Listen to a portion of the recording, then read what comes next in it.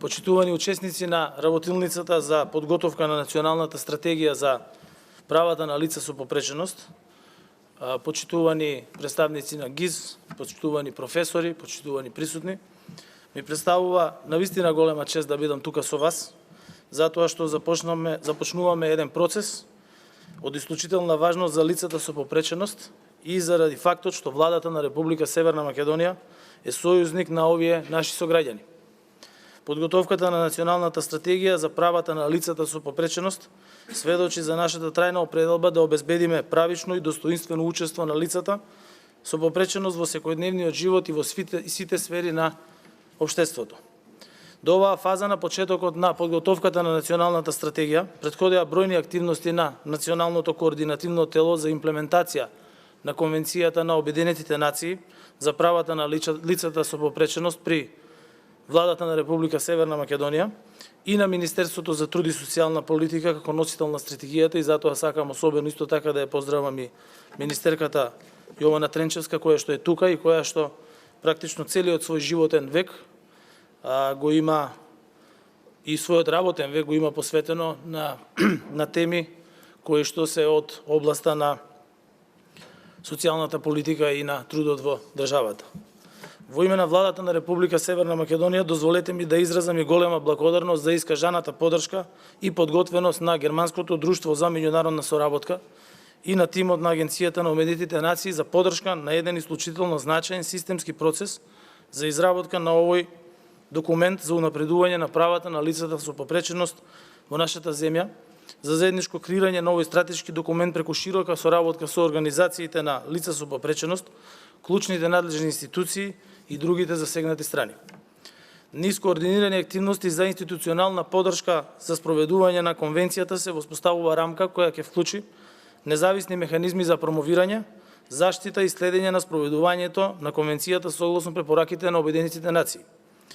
Владата што ја предводам има возможи на сите лица со попреченост запишани на прв, втор и трет циклус на студии на јавните високообразовни установи да бидат ослободени од партиципација од наредната учебна година.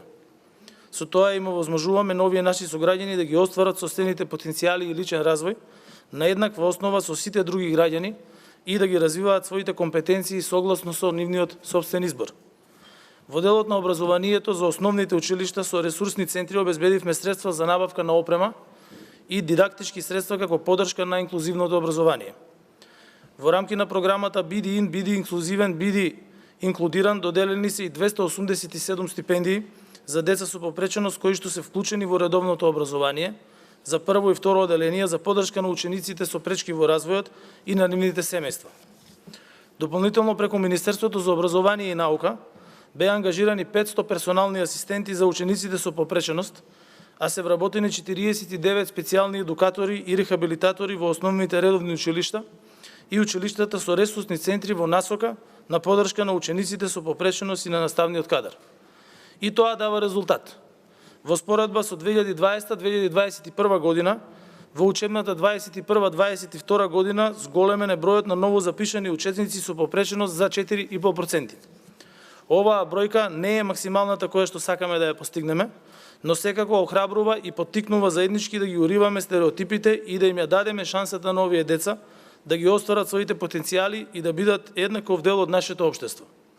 Стипендирањето на учениците со попреченост продолжува и во средното образование и за току-што завршената учебна година беа доделени 100 стипендии за ученици со попреченост од јавните и приватните средни училишта.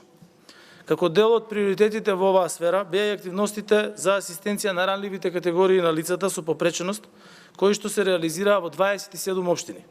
Вклучивме околу 200 невработени лица за поддршка и грижа на над 1500 лица со попречености. Воведовме право на надоместок за лица со интелектуална попреченост. Го зголемивме надоместокот за скратено работно време до 50% од просечната плата. Сите деца се извадени од институциите и се згрижени во групни домови. Ја гарантираме персоналната асистенција и услугата за одмена во домот. Денеска со особено задоволство сакам да најавам дека од 2021 година услугата лична асистенција е достапна и за децата со потешка и најтешка физичка попреченост или со целосно оштетување на видот. На барање на семејствата на децата со попреченост ја намаливме возраста кога личната асистенција станува законско право од претходните 18 на 6 години. Со тоа им овозможуваме на децата со попреченост подобри услови за да се стекнат со образование, да играат, да се социјализираат и да растат на еднаква основа со нивните врсници. За нивните семејства правото на лична асистенција значи дополнителна поддршка во справувањето со секојдневните предизвици при грижата за дете со попреченост. Дадовме и целосна поддршка на процесот и преку реафирмирање на отворање на нови здравствени центри за рана интервенција во кои од најрана возраст ќе се следи развојот на децата кај кои постојат и најмали индиции за постоење попреченост или други развојни потешкоти. Во континуитет се спроведуваат активностите за подигање на свеста на здравствените работници и за зајакнување на капацитетите на јавното здравство како одговор на потребите на лицата со попреченост. Но и тука не треба да се запре. Никогаш не е доволно кога се помага на лицата со попреченост. Овој процес, како и досега, останува максимално инклузивен. Во подготовката на Националната стратегија за правата на лицата со попреченост главен збор имаат директно засегнатите. И оваа работилница е дел од остварувањето на овие наши приоритети за поддршка на лицата со попреченост. Ве уверувам дека ги движиме работите во вистинска насока и дека како одговорни носители на политики ќе продолжиме да правиме се за лицата со попреченост и секогаш заедно со нив. Ги повикувам сите засегнати институции да ја покажат својата посветеност во овој процес и активно да учествуваат во изработката на овој значаен стратешки документ за нашата земја. Сакам да нагласам дека посебно е важно активностите кои ќе бидат планирани во акцијскиот план на стратегијата да бидат сватени сериозно и со голема доза на професионалност и посветеност и да бидат спроведени. Ви благодарам.